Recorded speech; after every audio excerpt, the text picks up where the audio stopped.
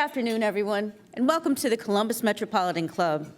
I'm Tony Bell, president and founder of Phoenix Consulting Company and proud member of the CMC's Board of Trustees and lifetime member.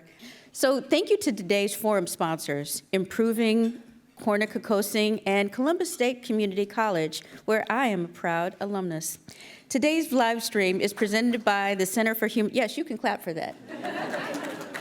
I mean, I was with Columbus State way back when it said, Columbus State, we have your future in mind. And I was like, for real? They need to bring that one back, but anyway. Today's live stream is presented by the Center for Human Kindness at the Columbus Foundation and by the Columbus Dispatch. Let's thank all of those supporting today's forum.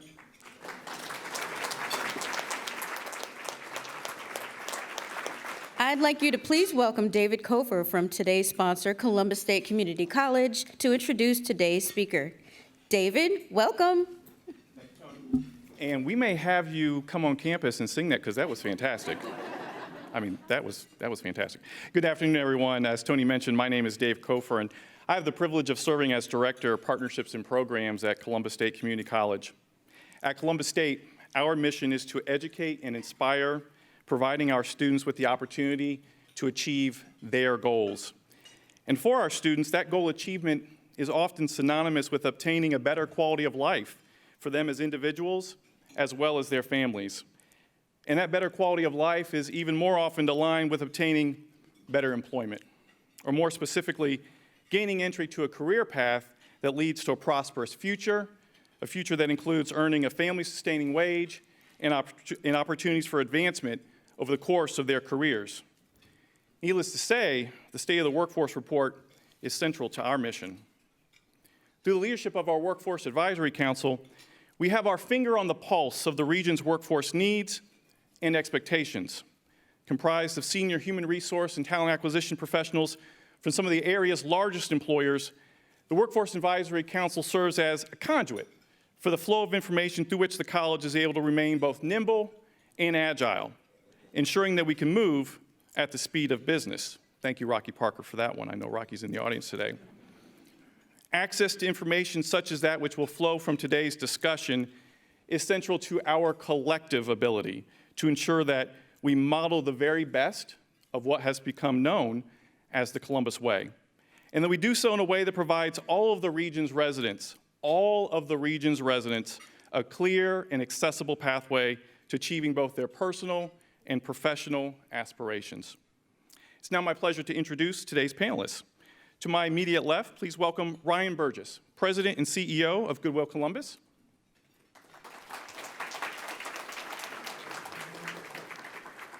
To Ryan's immediate left, Nichole Kneedler, Chief Talent Officer with Huntington National Bank.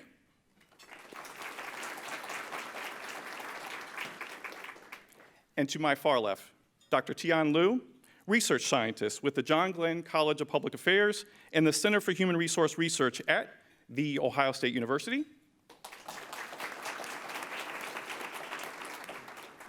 And our host, Colleen Marshall, co-anchor with NBC4. Let's clap for Colleen.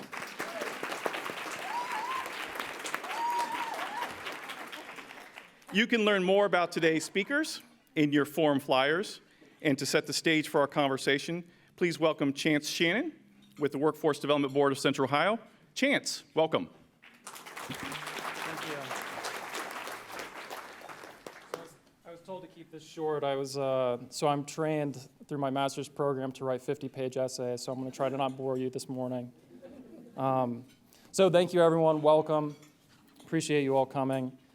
So the Workforce Development Board of Central Ohio, our focus is on being the backbone organization that supports the workforce system. We have a lot of common interests with the Columbus State Community College, and our goals are really to develop the workforce as well as creating talent pipelines that meet business needs. And we kind of try to bring people together to solve those challenges. But I kind of want to start with a little informal survey, kind of settle a debate we've been having. How many of your organizations are hybrid or remote? By show of hands. Okay. How many of your organizations are 100% in the office or on-site? Okay, majority is still hybrid and remote. Have any of your organizations started a diversity, equity, inclusion, or access initiative in the past 3 years? Okay. Is anybody currently hiring? Okay, so I have some bad news for you. So the labor participation rate continues to be the lowest it has been in the past 40 years. There's some news out there about a possible recession and how some of these numbers might change, but currently that's our situation. It is the lowest it has been in 40 years. Since 1950, 2 out of 10 men have dropped out of the workforce. So if you're doing the math, since 1950, if you have 100 men, 20 of them have stopped working who would have been working in 1950. And that trend has continued for decades and it doesn't look like it's coming to an end yet. The women or female participation rate in the workforce, we actually saw that, in the United States, it's grown tremendously over the years, but it plateaued in the early 2000s. And then we kind of saw the women participation rate drop off a little bit. It was obviously hindered again by the financial crisis of 2008, 2009, and then again by the pandemic. And so the trend that we're seeing with labor participation for women is that it might take decades for that labor participation rate to rebound without intervention. It kind of creates another paradoxical problem because the rate at which women increase their participation, the U.S. is also seeing birth rates decline, which again is another barrier for expanding our long-term projections for workforce. Immigration to the United States has been a primary way that we kind of backfill our labor shortage needs. And basically there's a trend since 2010 to 2019 that shows the U.S. is short at least 2 million immigrants, basically throughout the pandemic period. And if you think about that, 500,000, 750,000 people per year who would have otherwise come to the United States and fill a lot of the positions that you're hiring for today. And at the same time, there continues to be 2 jobs for every 1 person that is unemployed. So that's the bad news. The good news is that there are 2 jobs for every 1 person that's unemployed. The opportunities abound. And all you have to do is kind of look up the street and see who's building new structures to find out what our data is showing is that healthcare is one of the fastest growing industries in our area. Between 2018 to 2028, it was projected to grow by 25%. And again, this parallels what we're seeing demographically with an aging population, boomers retiring, and that healthcare is just a growing industry as a whole. IT continues to grow. In the region as a whole, we know this, that our population is increasing. Almost every occupation is growing with that population growth. Areas that continue to stand out in the top growth rate in this, IT, computer, mathematics, engineering type fields continue to accelerate. Construction is growing between 9 and 10%, still one of the highest in the area, and I don't think our numbers fully reflect what Intel is doing. So you'll have to come back next year come back for our next year's report when we have more details on that. So we basically, as a region, we have a lot of work to do.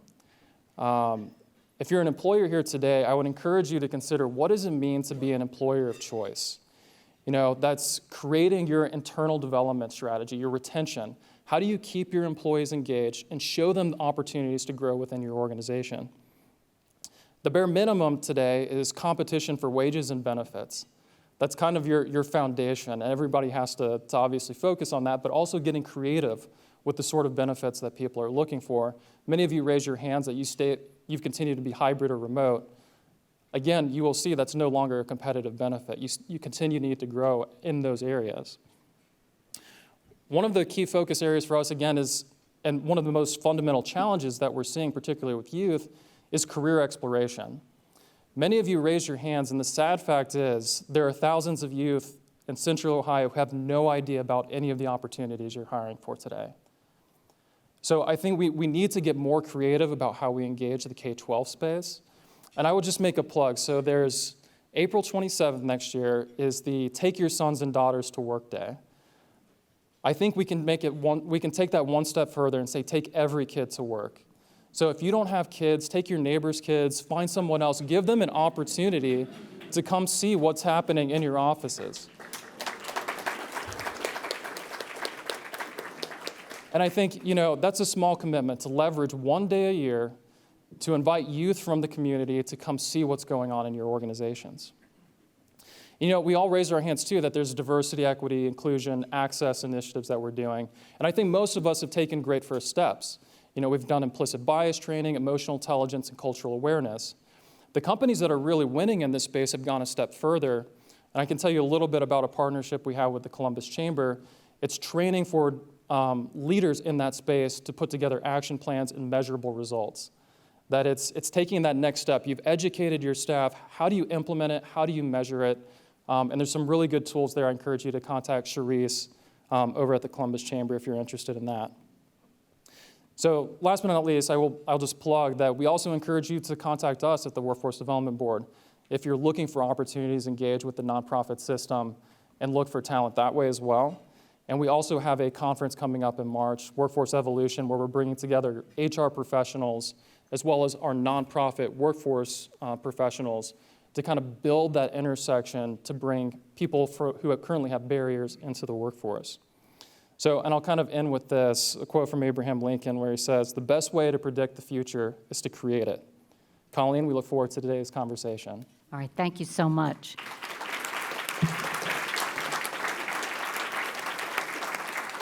And I look out here and I see a lot of employers and a lot of people who are trying to hire, and we hear that low workforce participation rate that I think of as voluntary unemployment.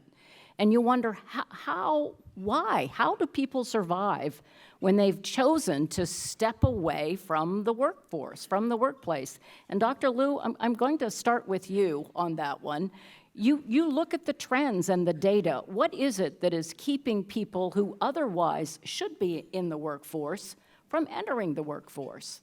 Well, thank you for the question. So, of course, there will be lots of reasons. So this pandemic is definitely a really special event. It is different from any of the recessions we have seen before. You see a huge drop, you see a huge increase in unemployment in just within 2 months. And then you see people gradually getting back to work. So, we speculate there could be a lot of reasons. First, the increase in government compensations, and another thing is the closure of schools and daycares, and this, of course, increased the parents' childcare burden. And also because of the pandemic, people reduce their consumptions and also travel less. And I believe maybe many of you haven't had a vacation in the past 2 years. So yes, so people's savings have increased. So a lot of people, they may choose to just rely on their savings or family contributions or just the government compensations. And this is a small part. But I think one interesting I want to share is that the pandemic, of course, makes the decline of the labor force participation rate worse. But there are a lot of really underlying issues that we have been seeing for decades. One thing is, of course, the aging of the population. So a group of researchers, they have done analysis to analyze what if the pandemic didn't happen, and how would the labor force participation rate change? And the answer is it will still have a really small decline. Maybe not as worse as when the pandemic happened, but yes, the labor force participation rate will continue to decrease.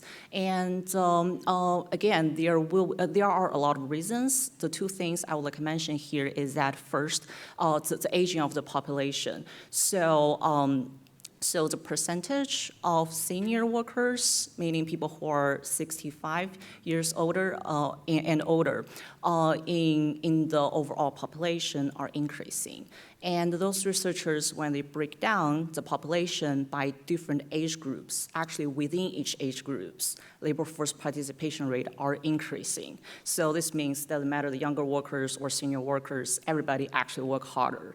The problem is the labor force participation rate for senior workers are on average much lower than the average labor force participation rate. It's usually for people between age 65 and 75, their participation rate is just below 30%. And for people who are older than 75 years old, their labor force participation rate is below 10, right? Our current labor force participation rate is around 62. So when we have a larger group of the aging population, on average, they drag down the labor force participation rate.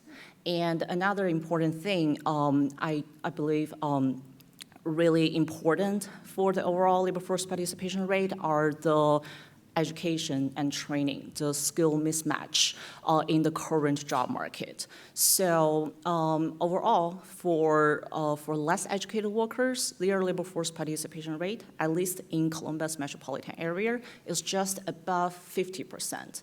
But if they have a high school degree, their labor force participation rate are going to increase to 70%. And for those who have bachelor's degrees, their participation rate is just below 90%. So there is a huge difference between well-educated and less educated workforce.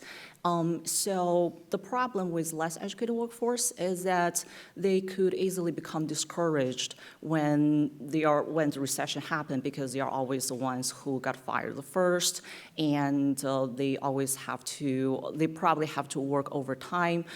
So all these various reasons, they lead them to drop out of the labor force. Well, I'm going to ask you, Nichole, because you are working directly with people who are, you are screening them and you are talking to them. So what are you hearing? What are the, not maybe the barriers to reentering the workforce, but also the barriers for you finding people who are qualified, willing, and able to work? Yeah, it's a great question. I think the main focus at Huntington is that we really have focused in on the workers that we have, the colleagues that we have, and focusing there first. Because we always know, if we look externally, those wage wars that happen, those wage wars don't necessarily have a winner in the end. We can pull people back and forth across High and Broad Street to all of the other financial institutions, and no one wins in that scenario. So we have spent more time and energy at Huntington in ensuring that colleagues at all different levels have access to programs that can help build their skills. So we're building our internal bench so that we don't have to rely on external factors to be able to work through our workforce needs. Now, that's not to say that at the beginning of the pandemic, we didn't see some attrition in our entry-level positions. Of course, we saw that just like everyone else saw it, but we're finding that that's really leveling out for us. And what we're focusing in on, again, are those programs and those partnerships with Columbus State and Franklin University and other areas here in Columbus to build internally our workforce. Huntington's has always been a company built on community and relationships, and we take that seriously, whether it is the communities that we serve, whether it's our customers, but also with our colleagues. And so we make sure that they feel as though they have plenty of growth and plenty of development right there at Huntington, so that we don't have to necessarily spend a lot of time looking elsewhere. Ryan, we often think of Goodwill as being, oh, that's where they train disabled people, but you do so much more. So what kinds of demands are you seeing on your job training program from employers that you're finding maybe startling at the need out there for workers who are trained and trained well? Yeah. Thanks, Colleen, and thanks for inviting me today. And you probably are wondering, why is somebody from Goodwill here today? Because people think of our stores and our donation centers, which is great, but we do far more than that. Across the country, Goodwill, we're one of the largest workforce providers in the country. 1 million people come through our doors. 80% of those individuals have a high school degree or less. About 60% of those individuals represent some racial or ethnic minority, tens of thousands of veterans, tens of thousands of people that have been impacted by the justice system. And as you mentioned, certainly the legacy we have here in Columbus is serving individuals with disabilities. So that's why Goodwill is on the stage today. And there's another Goodwill person in the back, my predecessor, Margie Pizzuti, as well. It's great to see Margie. But we're trying to help individuals find their first job or their next best job. We're kind of focused on that entry-level space, just trying to get people back into the game. So as a partner of the Ohio Means Job Center and the Workforce Board, we are one of the nonprofits in the community that provide kind of that basic career counseling, job training, helping folks get back into the labor force. And we do that a bunch of different ways through those counseling programs that we have. But we also offer an array of kind of basic digital skills training, IT credentialing. We focus on those in-demand jobs in Central Ohio, industry sector focus, healthcare. We provide the STNA credential that's much in demand within the healthcare industry. So we're really trying to engage all of those folks that we talk about that have fallen out of the labor force pool. And if you look at this handout, and we were talking about this earlier, the workforce report, there's 562,000 people in the Columbus MSA that are not in the labor force. Now, part of that is, the retired boomers, but that is a lot of people that have lost hope. And there's a whole bunch of different reasons for that. And Goodwill, we're here to try to bring those people back into the labor force. But when we see how many jobs are available and how many people are hiring and desperately looking for well-trained workers, there's like a disconnect. When my kids were in high school, and they're in their 30s now, but everyone was told, you go to college. If you can, you go to grad school. And my son had the very, very practical major in college of philosophy that really takes you places. He's an attorney now, so I shouldn't make fun of him. But when he chose that major, we were like, what? But now we're seeing that pressure to go to college, to get the degree, and then to burden yourself with grad school loans is shifting. So what does the state need to do to have a more practical application of workforce development? Where are we failing employers on the state level that maybe, and Dr. Liu, I'll ask you this, what should the state, what should educators be doing that they have failed to do so far? Well, again, yes, the college, currently, college is still a really effective way in terms of increasing your earnings. But the problem is here, the data we're seeing, there's something what we call selection bias. So this means that people with the highest level of abilities, they go to college. And even perhaps in the counterfactual, in the other reality, if they didn't go to college, they may still move on to the top of the labor market. So the problem is, what do we do for people who didn't go to college? I think an important thing is that there are many alternatives for college, right? We have apprenticeship programs, and we also have the Ohio Technical Center programs, which it only requires you to go to take some classes in community colleges, and also give you a lot of the work experience, right? So I do think, like for educators, they should give students this information. Perhaps since when they are in high school, they should try to tell them there are many paths for you to be successful in the labor market, right? College is not the only way, because when we are talking about I, as economists, we often think about decision-making, right? Should you go to college? And the cost we're thinking about going to college is usually the tuition. Some people get a huge debt after they get out of college, but the other cost is what we call opportunity cost, is what you have given up when you go to college, right? For a lot of people, perhaps they can get higher returns if they are gaining work experience. It's still another form of human capital, right? So they should really think about, are they going to get more higher return in the labor market, or are they perhaps could have better academic performance in college? And I think another thing is in terms of the curriculum design. In college, usually, how many of you have taken the calculus in college? how many of you are still using it in your day-to-day work? Right. So the problem about the college curriculum is that it's really built, sometimes it's really like an IQ test, right? It really built a lot of, it's really leads you to like a more academia pathways. So for me, it's useful for me, but maybe for a lot of you, maybe you never really go back to read your college textbooks, right? So we should really think about the alternative ways for education. So I've been done studies with apprenticeship programs. So basically, you still need to get some level of theoretical background. You need to understand, if you want to be an electrician, you need to understand some simple math and simple physics. But hopefully you don't really need to go to like college class and be bored with all these theories and equations. Instead, when we design those classes for these programs, we should really think about how we can connect it really with the knowledge you need to use at work. And you also need to inform students about those different pathways. So when I was doing this research, I talked with a former electrician.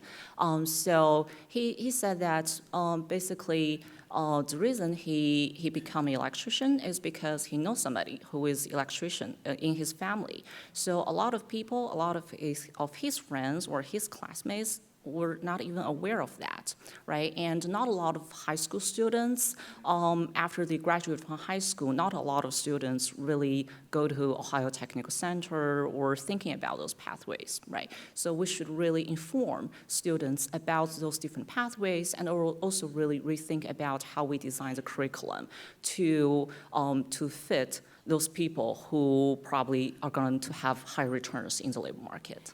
You know, we're seeing a resurgence of unions that we had not seen in, I can't remember, at least a decade, where people are forming new unions and are kind of flexing their union muscles. We had a teacher strike here. Kroger is threatening a strike here in Central Ohio, the workers, because workers have power right now. Are you seeing that? Are you seeing a difference in attitude that you mentioned that you are centered on your employees? Well, employees have new expectations, don't they, on the benefits and the workplace environment that they should have. They do, Colleen, and I think one of the most important things that we've done that I think has attributed to the slow of some of our initial attrition is the fact that we do a lot of listening to our colleagues. We have regular surveys. I'm sure many of you have those in your organizations as well. But when we look at our surveys, we stay really close to the engagement index and understanding who is engaged, how are they engaged? Are they engaged in some of our BRGs and our ERGs and some of those things that make Huntington feel like the family and the community that we want to create? Consistently on our voice survey results, we have over 90th percentile of engagement. And we hold that standard regardless of whether we're in a pandemic or whether there's the Great Resignation or whatever else is going on outside of our doors. And to that end, we have also invested, like many other companies have, in full ranges of benefits that we would never have done in the past or that we wouldn't have considered in the past. So some of those great ideas of those benefits come directly from our colleagues, and we continue to fuel that so that the colleagues feel as though they're being heard and that they understand that we're an organization that will flex depending upon their needs. But it is very important that that they're heard and that they have a voice at the table in terms of what we look like. I see you nodding at that. Colleen, I'd actually like to go back to your comments or questions about the education system. I put as much of this on the business community as I do on educators. They have a lot to do every day, but too often business leaders are not engaging the education system. They're not going into the schools and saying, hey, this is what we need. How can we partner? How can we work together? Like a direct contact to educators. Absolutely. And it sounds so commonsensical, but it doesn't happen nearly enough. So I do think those conversations are starting. I do think there's a recognition now that not every child or student needs to go or pursue a four-year degree. That's finally starting to happen, which I think is great. One of the things we've done at Goodwill, and this is actually a fun exercise for all of you to sit down with your HR teams and hiring managers, is we have about 150 job descriptions at Goodwill. We've stripped out all degree requirements. Really? Yeah. Now we have some positions by contract that we have to have those requirements in there. But when you think about it, the overwhelming majority of Americans, they're not going to college. So if you want an inclusive environment, you're immediately taking out 2/3 of the people if you're requiring some type of college But are you degree. saying to college students, well, maybe your degree isn't worth that much? Well, I think that those are the hard questions that parents are now asking and students Yeah. are now asking. They're starting to question what is the value proposition. So I think it's starting to change, but we just have a lot of work to do. Well, this is going to make some of you in this room say, okay, boomer, but here's my next question. I've heard from some employers, including some that I have worked for, that there is a generational difference in the attitude that younger people bring into the workplace now. There is a more expectation. You know, when I went to work, and I'm 66, but my dad said, you go to work, you show up, you keep your mouth shut, and you work. You're always the hardest working person in the room. And I've told my kids that. You may not be the smartest or the prettiest, but you can always be the hardest working. That's not necessarily an attitude that employers are seeing. People are saying, I want my free time. I want family time. I don't want to work a 60-hour week when I start. And in my business, we work 60-hour weeks. So are you seeing an attitude difference generationally, and do they maybe have the right idea? We did a lot of work around personas at Huntington, and just to understand that very question. Is there a difference generationally? Is there a difference between remote workers who are engaged versus hybrid workers who are engaged versus in-office workers? Because we have all three. And we took a look at all of those personas, and what was interesting for me is I expected that exact thing, Colleen. I expected that younger workers wanted to have their freedom, they wanted to be outside of the workplace, and that the older workers would want to be in the workplace. And what we really found as we cut across all of those personas, and these were personas built by our own Huntington colleague feedback with our marketing group, and what we found was that it really was more it was more of an indicator of people's preferences and the ways they like to work than it was generational. We have a lot of our interns that are in our intern programs that are saying, please bring us back into the office. They want to be in the office. They want to be in the spaces. But as we started cutting across that, it was very interesting. We didn't see the generational cut acrosses that I thought we would see in those in that data. You said you surveyed your workers to find out what are your needs, what are we doing right, what are we doing wrong. What surprised you about those responses? I mean, what are workers looking for? I think what surprised me the most is that, at least for us, a lot of it was simple things like I need to make sure that I've got, particular benefits, and benefits that, again, that we wouldn't have normally thought of. Pet insurance, it's a big deal to some people, and making sure that especially younger generations, that their values are reflected in the company's values. That becomes more and more important, whereas compensation becomes less important, and being values aligned becomes more important. So those were some of the things that surprised me, because when I was younger, I would say that compensation was up there as a pretty important thing for me, and everything else probably fell in behind, and we're seeing that shift. Well, we also saw all these people with their hands up about the diversity programs, but isn't it, I'll ask this of all three of you, isn't it also important when you are recruiting and paying attention to diversity by gender, by so many issues, by race, by gender, by sexuality, by personal identification, that, okay, so now we have this myriad of people with all different backgrounds, but don't you have to work to make sure everybody blends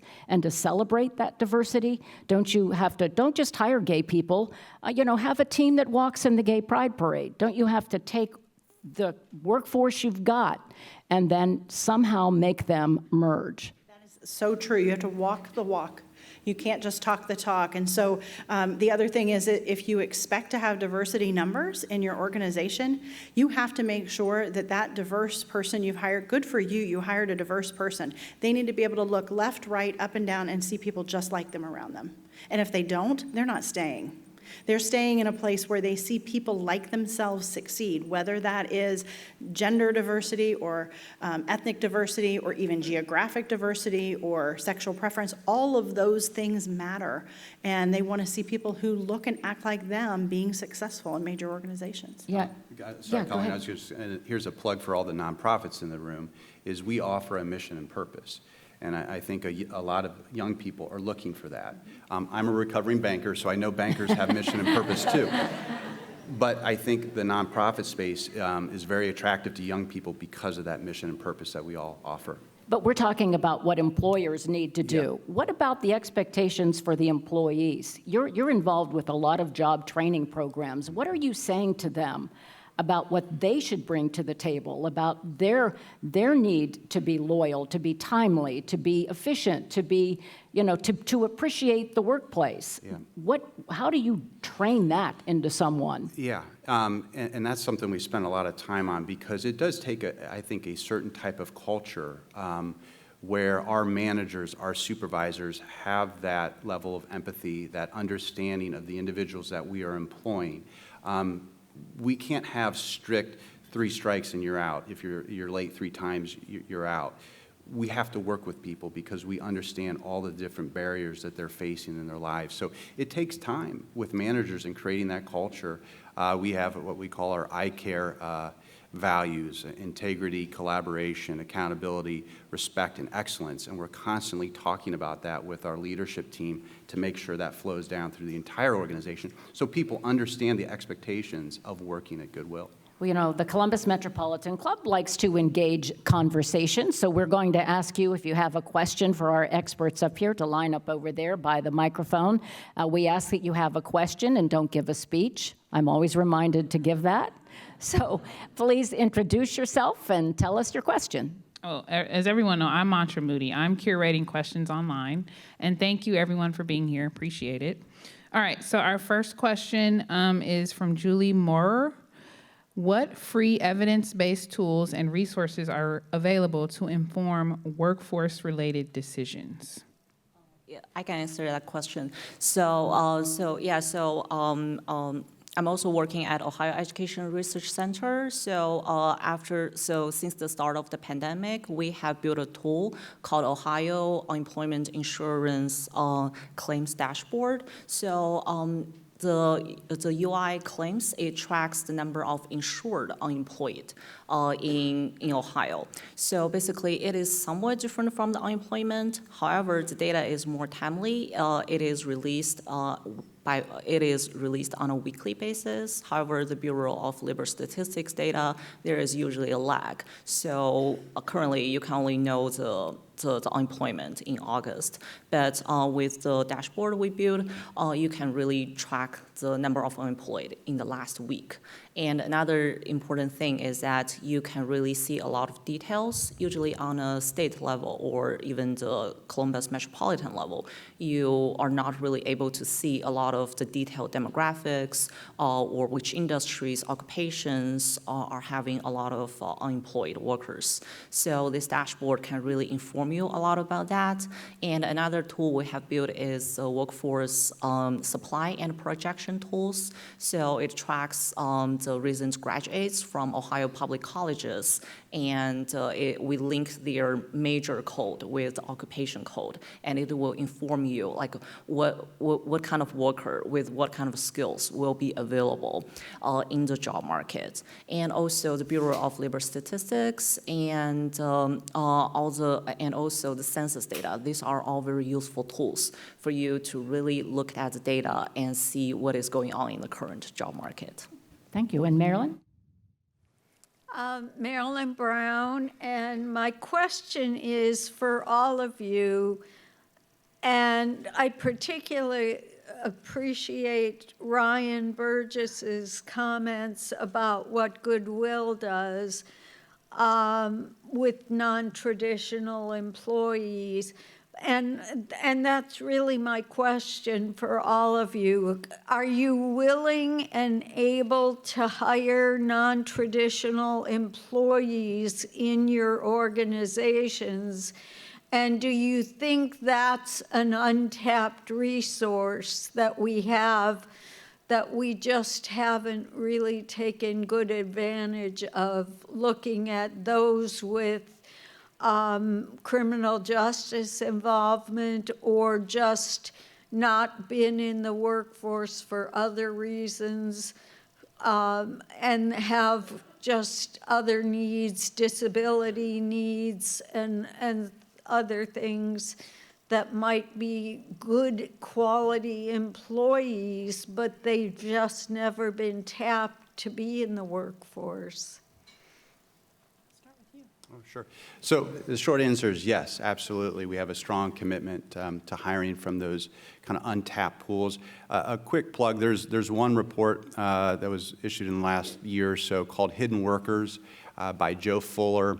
He's out of the Harvard Business School. I think it's one of the best reports ever done on workforce, but really identifying there's like 27 million people in our country that fall into a lot of those groups. These are individuals, they want to work. They want to work. And it's up to us to provide that opportunity to them. So yeah, when it comes to second chance employment, commitment to that, individuals with disabilities, and you will find these are some of the most loyal employees you will ever hire. The individual, and Margie knows this, that heads up kind of our maintenance at our main headquarters. He spent some time in prison many decades ago, but he is one of the best employees we have. His commitment to Goodwill is outstanding, and so we just have to find ways to give those individuals a chance. I'll speak on behalf of Huntington. I will tell you, because we're so involved in the communities and so many of our leaders are on not-for-profit boards across the organization, we end up tapping into groups that we would not have normally tapped into. So, for example, I've served on a board for adults, or high school students who are on the autism spectrum and how they break into the workforce. And it was a workforce group in that space. And I know that at Huntington we employ several folks that have autism because they're exceptionally good at finding data and retaining that type of thing and staying focused in those areas. So we are always looking for folks that are on any kind of spectrum in terms of whether it be disability or something to that nature, to be able to expand our workforce and make accommodations to make them feel comfortable and productive and welcome at Huntington. Marilyn, the other thing I would say about this, and to the business leaders, business owners in the room too, don't think you need to do this just out of some corporate social responsibility reason. Do this because there's a business case, and there is. The right thing to do. Absolutely. People want to work. Yeah, I agree. Let's go to our next question. All right, Shelley Casto is curious to hear how people who support themselves through the gig economy factor into the labor statistics and shifting participation in the workforce. Yeah, that's a good question. How are they quantified? So is the question specific to gig workers? Yes. Yes. So for the gig workers, currently, we usually think about YouTubers and Uber drivers and people who deliver food and packages to our door. So yes. So actually, those given the latest technology, these jobs are really recently created, and a lot of them don't really require a lot of don't really have a lot of barriers. You don't need a bachelor's degree to create YouTube videos or to become an Uber driver, right? So yes. So I do believe with the development in technology, it does really change the requirements for a lot of the jobs. And also, there are also a lot of online educations. So if you are, if you can get a certain level of training, and as long as you can demonstrate your ability to do the job, I do believe some companies are willing to hire you, even if you don't have the traditional college degree. Hi, can you introduce yourself? Certainly. I'm Bill Wayhoff of Steptoe and Johnson. And I was wondering if the panel is aware of, I'm not, but if they're aware of how many facilities there are in central Ohio. So we're going to have this big influx of manufacturing of various kinds in which employers can place their equipment and whatnot and have employees pre-trained off-site, because that's a great way to get people acclimated to the workforce. Any idea of how many facilities there are in central Ohio like that? Thank you. I don't have a number, but I do know the table right here, Columbus State. The folks at Columbus State, I'm sure, would be more than happy to work with you on trying to find a way to do that. I'm not familiar with the number either. I think the Intel, the influx of Intel jobs is going to change a lot of that as well, because they've been talking about not only investing in colleges and universities, but in workforce training directly, and even in a high school level, getting people ready. And your next question? Yep. This question is from Marla Jones. What does everyone think of bringing back vocational training in high school, or structure something in college as well to address that group of folks that do not want to get a 4-year degree? Yeah, I think Columbus State will say we're doing that, but we'll ask you, Dr. Liu, are we seeing more of that, more of a trend, not just from community colleges? Well, I do believe there is increasing trend. So first, so in academia, recently there is increasing number of research about the effectiveness of this type of training programs. But I think recent years, the educators and also policymakers started to address this really the shorter term trainings, these more practical programs, because again, with the development of technology, we eventually, the machines and computers will be able to replace some of the workers who are doing routine jobs. So even if you have a college degree, but if your job is really routine, like office workers or bank tellers, so if your job is really routine, eventually it could be replaced by machines or computers. So what we really need are people who are doing non-routine jobs, who are doing really flexible jobs, and this includes a really large number of people who get training beyond high school, but less than college. So yes, I do believe there should be an increasing number of this type of trainings. And I'll just comment on that as well. I think that, I think you mentioned, Ryan, that part of the responsibility is on the businesses to think differently about vocational programs. I think, back to Colleen's point, I think it's going to take parents to think differently, too, about vocational programs and ask for vocational programs in their high schools. I remember when my son went to school, he would tell me what he wanted to do, computer science, and I said, yep, and that means a university degree. And I had no open to listen to anything beyond a university degree. And now, in my position now, and working with the Workforce Development Board, there's so many other options that he could have pursued, but I wasn't open to those. So I think it'll take parents to think differently about their kids' career trajectories.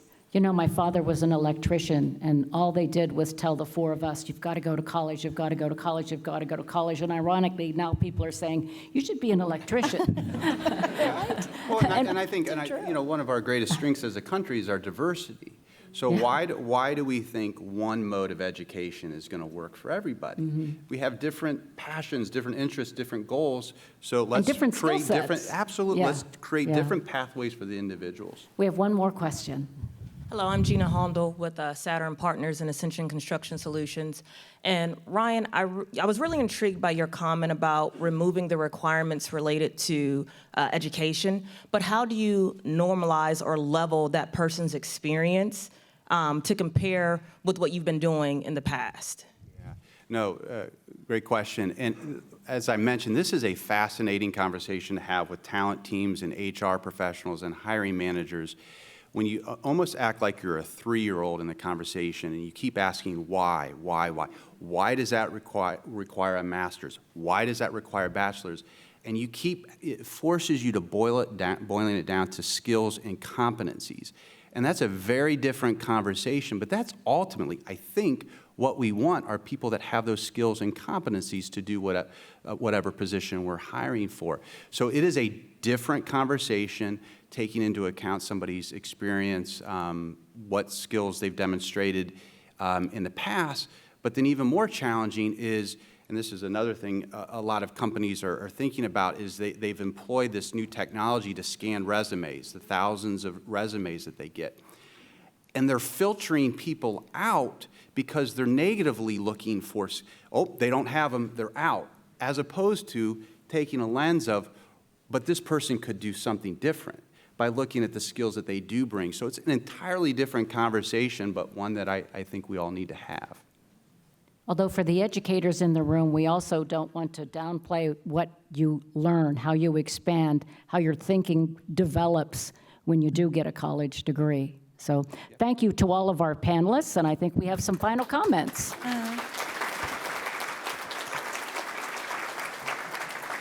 Wow, what a phenomenal day and a great session. I hope you found today's forum so inspiring that each of you will look to what you can do differently and what you can do better, and that we'll all work to connect with one another a little more deeply so that we can make the workforce here in Central Ohio more vibrant and inclusive and a joy to be with for the current generation and generations to come. I certainly learned that if you work and take your kid to work day, that even if you don't have kids, go find one and take them. So thank you so much to today's forum sponsors, Improving. They invest in people and help them reach their full potential. So thank you, Improving. And to our friends at Corner-Kokosing and Columbus State. I'll spare you the singing of the rest of that.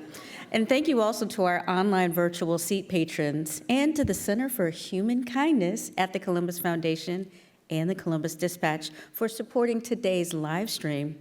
And special appreciation to today's speaker. Let's give them a round of applause. David Kofer from Columbus State, Shannan from the Workforce Development Board, Ryan Burgess, Goodwill Columbus, Nichole Kneedler, Huntington National Bank, and Dr. Tian Liu, the Ohio State University, and of course our amazing host, Colleen Marshall, J.D., from WCMH NBC4, right? Don't kidnap anybody's kid, but it would be kind of weird to like drive by and go, hey, you're a kid, you need to come work with me. That'd be hilarious. And I definitely want to say, bring back home ec and shop, because God knows I can't align. I need YouTube. And YouTube can't be my only teacher. So please make plans to join us next Wednesday, because there's a Wednesday in every week, for the next installment in our Democracy in Crises series, Misinformation. Does the First Amendment need an update? And I swear, I almost made the mistake of saying the Second Amendment, but I don't want anything to happen to me. With our host, Mike Thompson. I'm going to get in trouble for that. Thank you for joining us. We certainly couldn't do this without you. And we look forward to seeing you next Wednesday. Thank you.